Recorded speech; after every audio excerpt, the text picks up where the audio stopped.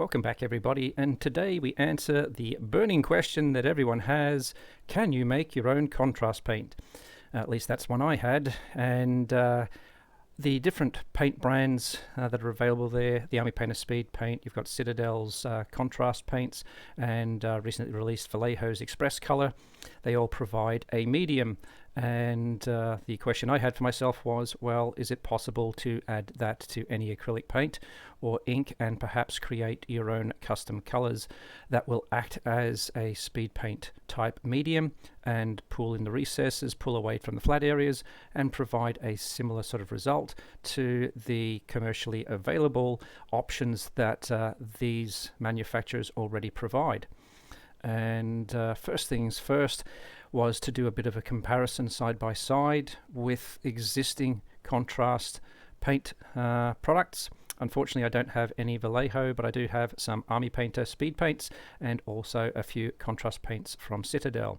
So it was a matter of just choosing some select colors to place on a model to see how they perform and get an idea of what the appearance is like, and also the application in general, because certainly there are variations in how the paints apply. Certainly the Army Painter definitely seems to be at times harder to put on. The contrast paint flows beautifully, certainly goes on, but the end result generally tends to be less contrasty but more staining.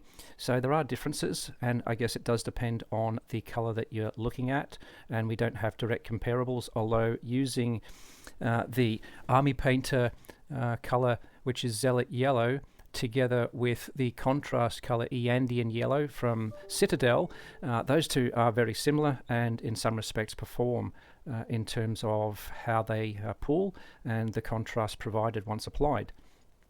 But what we needed to do then obviously is actually try creating some of our own once we had some reference benchmarks that we could compare later on with, and didn't have many in the orange yellow range, but we do have some oranges. And so we started looking at some of the colors that are available, and I have Lava Orange from the Army Painter, which is an air paint, so it's a little bit thinner, and the idea was to thin these paints down with water 50-50 to simulate being mixed with a contrast medium that would also potentially dilute the paint.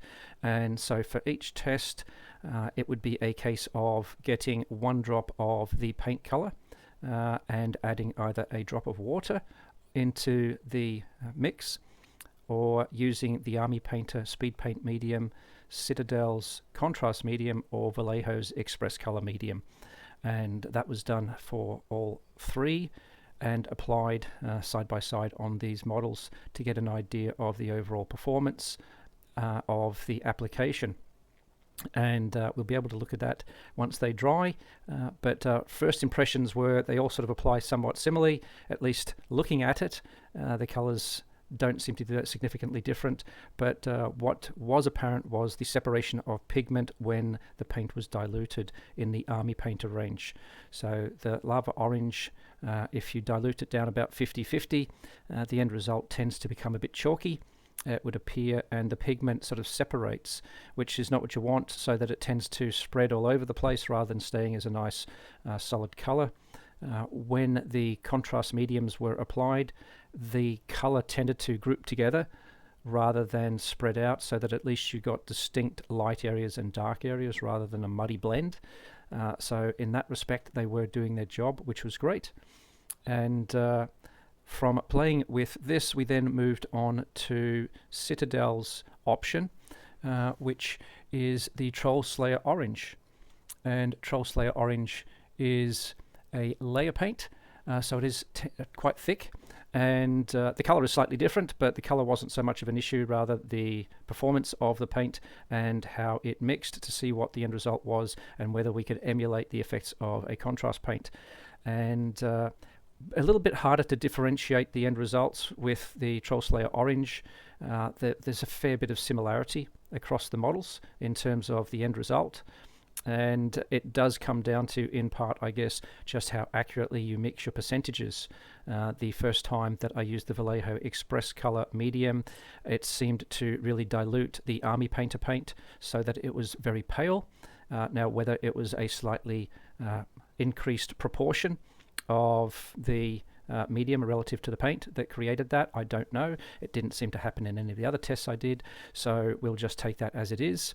But having a quick look at the comparisons once they're dried, you can clearly see that the paint does appear to accumulate in the low areas even with diluted watercolored paint, which is what you would expect, but you don't get the same differentiation or sharpness in the divisions.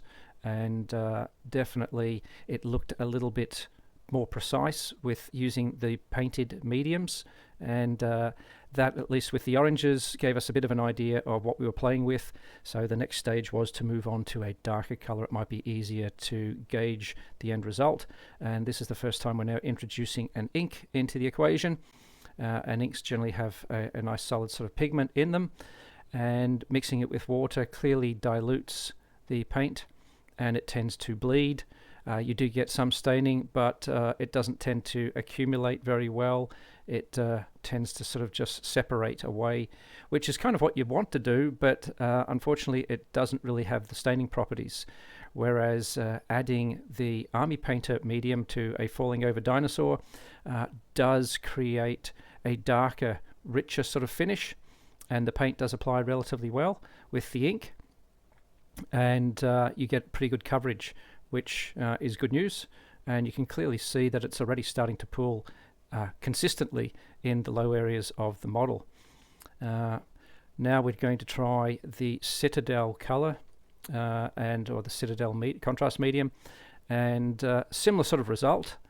The color might be a little bit lighter perhaps, but again it comes down to proportions of mixture relative to the actual paint, and unfortunately the Citadel Contrast Medium doesn't come in a dropper bottle, so you can't accurately sort of drop out an equivalent amount each time, and so there may be some variance there. And lucky last was the Vallejo Xpress Medium, and it too creates a very similar sort of finish on the model using the FW ink. And you do see that it starts to separate relatively well into the low areas, pulling away from the high areas. And trying another paint again. This time we're actually trying a Vallejo paint, Hex Lichen, which clearly is a darker blue purple. Once it's watered down, similar results of the paint sort of being quite thin, and you can see that you do get contrast with it, because it does go quite light, and because the base paint is dark already, you do tend to get that sort of finish. It goes on relatively simply, but once you compare it with the Army Painter Speedpaint, which just tends to have a viscosity that's a lot thicker than any of the other options, it really clings to the model. And you'd think, oh, by doing that it's not going to pull away from the high areas, but the end result is it does, but it does have a high staining property, this particular paint. And it does certainly cover the model though, which is what you wanted to do, but I guess it does become subjective as to what you want your end result to look like.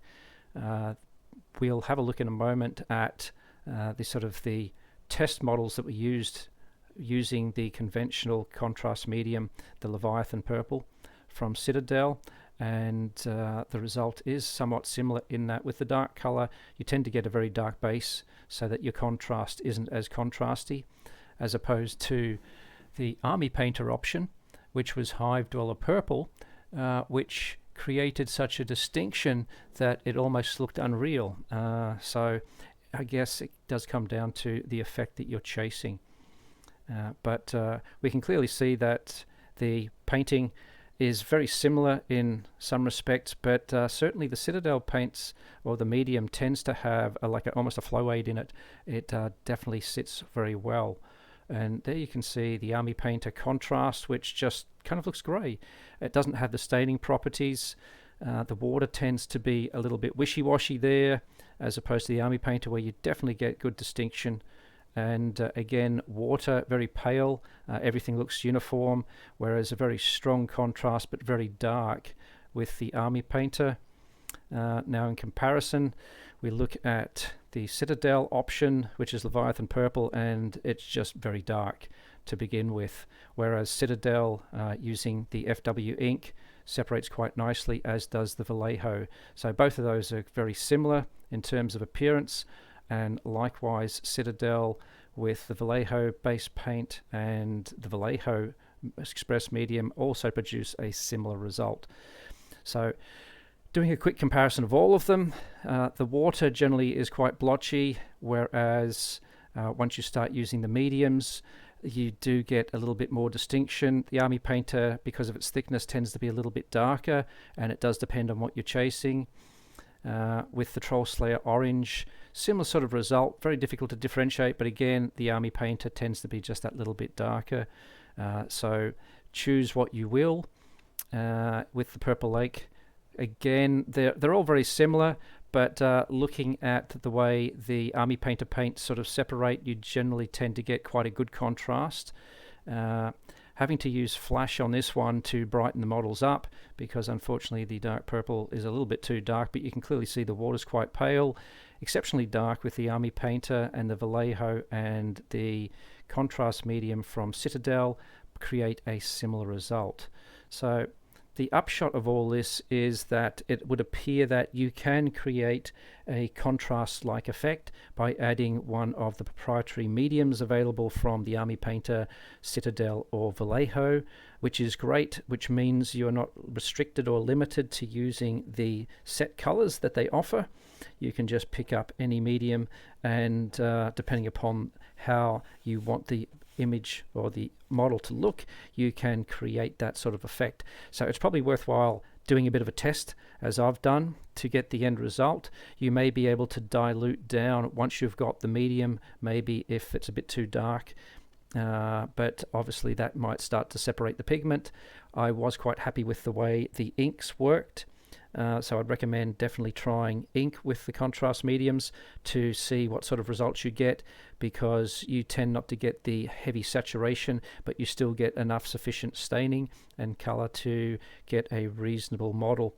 So that's my little experimentation for the day. So I've got a bit of an understanding. I always wanted to know whether you could actually create your own contrast paints, and it would appear that yes, you can, which is great news. So thanks everyone for watching. Hopefully this was educational, and you might try to experiment yourself and create your own custom colors, and hope to see you in the next one.